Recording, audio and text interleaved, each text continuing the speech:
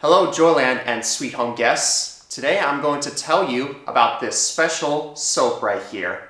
In the city of Hangzhou, China, there is a small workshop called the Star Workshop, which is where this soap comes from.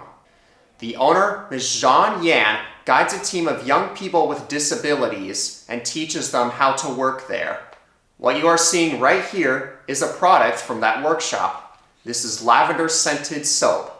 Every year, we purchase 100 of these bags and give them out as gifts to our guests, including you. In each of these bags, you will find 6 pouches. And this is what they will look like. Using this is very simple.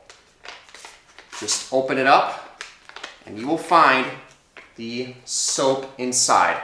Now do keep in mind that even though it looks like a tea bag, this is not tea. This is soap. Keep that in mind.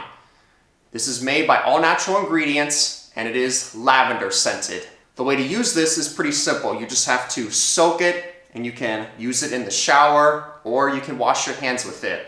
This is soap for skin, not for dishes. After using this in the shower, you will find that you will feel very relaxed and refreshed. Thank you.